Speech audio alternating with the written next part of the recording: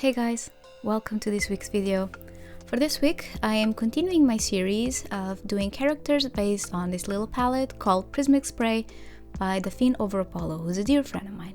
I asked on Instagram last week on a poll which of the characters you wanted me to do next, and Harpy won. I'll be doing another one on my Instagram to decide the next one, so keep on the lookout on my Instagram, @art. So for this piece, I'm using a mixture of colors. I'm using Pure Violet from my Jello Mission Gold, and I'm also using 3 colors by Peerless Watercolors. The one I'm using from their main palette is Wisteria Violet, and then the other 2 are a mixture of the little samples that I have that I actually don't really know the name, but I wanted to just not have to mix colors to make sure that the colors that I used were consistent enough. So I pretty much used 4 purples on and off, but I think I mainly focused on 2 or 3 of them. I tried to mix it up because one of the purples was much warmer than the other, and I kind of liked how they mixed together. So for this piece, I wanted to make a harpy that was hit by an arrow. I wanted her to be I wanted them to be a bit different from each other, the characters, but still correlate, so I think they turned out pretty cool with being different, because this character is not all that pretty, fluffy kind of character that I usually create. She's in pain, and I quite like her. She kind of has that warrior feel, and I think she turned out pretty cool. I'm pretty happy with her. For this drawing, I was dreading doing the feathers. You'll see in a second that I just start working on the head and I completely forsake the body. I'm usually the type of person that goes all around the piece, and for this one I really focused on the head for the first part because I was kind of just dreading doing all the feathers. Doing feathers is not my strongest suit. Even though I enjoy it, it's still kind of scary.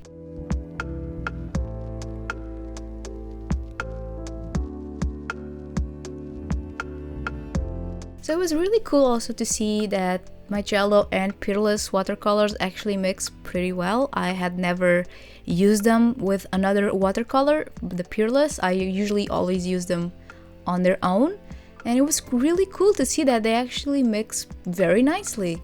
It's always cool to see when watercolor brands work well with each other.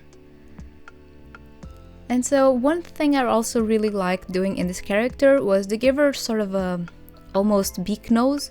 It's very Severus Snape, to be completely honest, her nose, but I think it was really cool, and I don't usually do noses like this, and this really inspired me to do more different noses, because why not? And it's really good practice for me to just practice other type of facial features.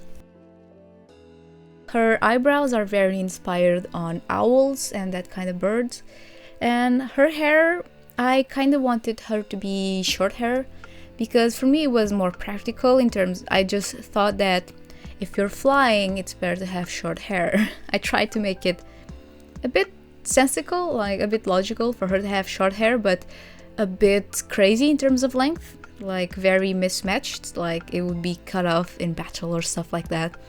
I'm just trying to make reason for what I did at this point. A quick note off topic, today I am launching a new SkillShare class on ink. I think I had a few comments before that asking me to do a video solely about ink, so I decided to do a SkillShare class instead, just because I can get on more detail there, since I can make just really long videos there. So I made the class. It's mostly where I just guide you on my whole process, and I titled it How to Lose Fear of Ink in a way, because I really want you guys to just lose your fear of materials. That's something I kind of wish. I kind of want to create a sort of a series on Skillshare on how to lose fear of materials, because materials can be scary, of course, because some are more intimidating than others, but I think in the end we shouldn't be afraid of them, and that's only going to make it harder for you to just want and jump in. I think it would be a cool, interesting idea. Let me know in the comments if there's any materials that you like me to do on this series. I don't know all the materials, of course, and I'm not great on all of them, but I'll try my best. If you want to take a look at my class, it will be links down below, and I also have a discount code that gives you 14 days free on Skillshare if you also want to check out other classes. So link down below, and I would appreciate it a lot if you check out my class because I had a lot of fun making it, and it also took me way longer than other classes. I really did not want to film my face these past weeks. Just having one of those times where I really don't want to film my face. But I like saying hello and goodbye to my students personally, so it was kind of necessary.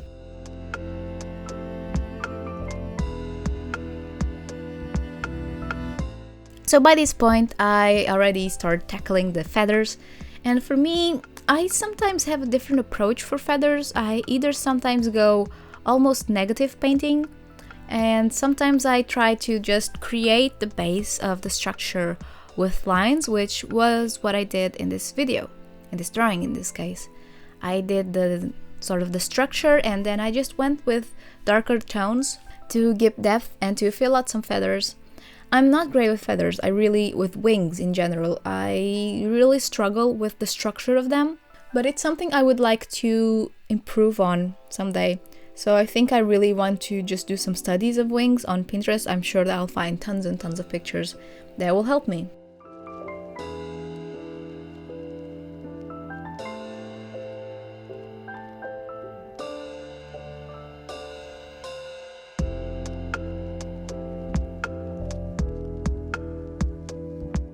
Harpies are actually one of my favorite magical, or I mean, in this case, mystical creatures that are out there. I think they are really cool and really badass.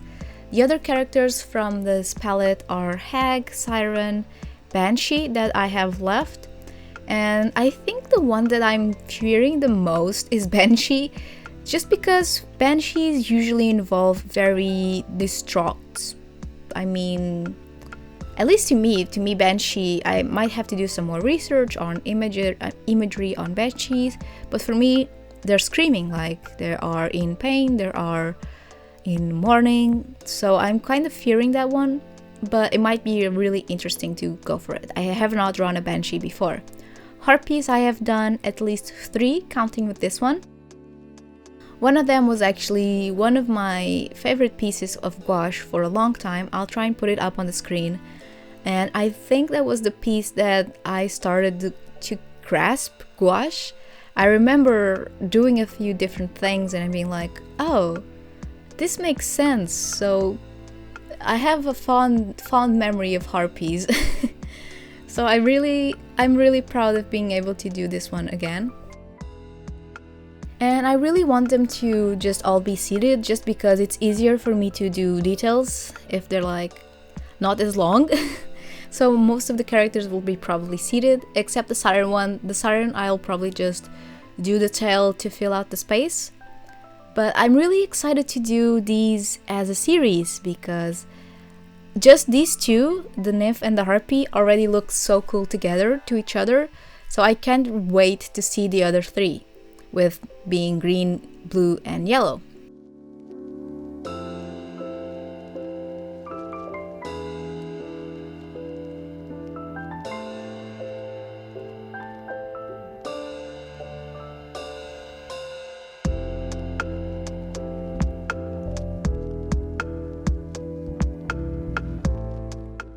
So in case I didn't mention here, I don't remember if I did, my printer died in the beginning of last month, which really put a stopper on my production of Patreon goodies and my other shop goodies.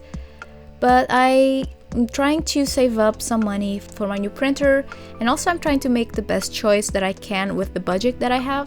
So it's taking me a while to choose it, but I'm really looking forward to probably have a printer near maybe the end of the month. At the moment I have commissions open to help gather some money for the printer, so if you ever wanted to commission me, now it's the perfect time. At the moment I only have 3 slots left, and you just have to DM me if you're interested. All the prices are on my Instagram page.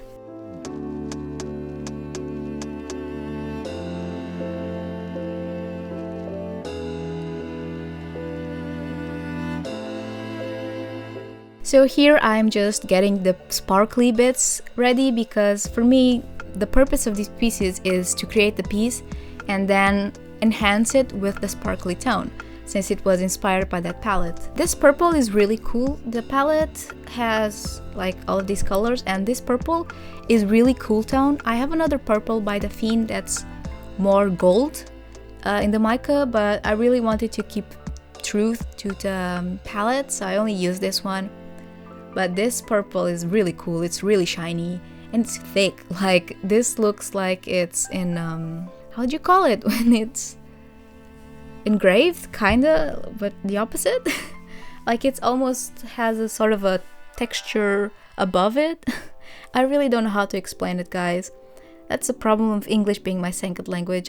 I really don't know how to explain myself sometimes.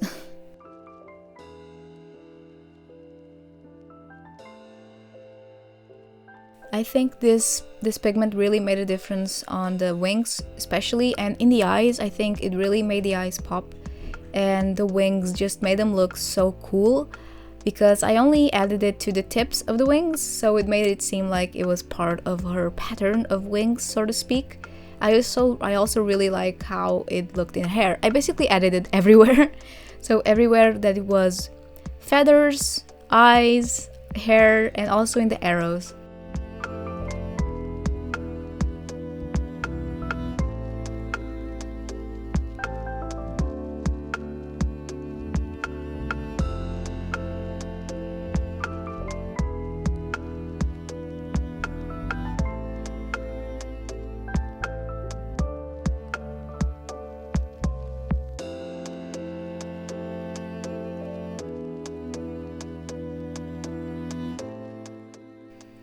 So in the end, I did the me thing and I added some sparkles, because I don't feel like drawings are complete without sparkles. It's something that I started doing, and now it just feels weird not to. And I also wanted to do this sort of ring. So to get the circle, I basically just put a plate on top of the drawing and I circled it over it.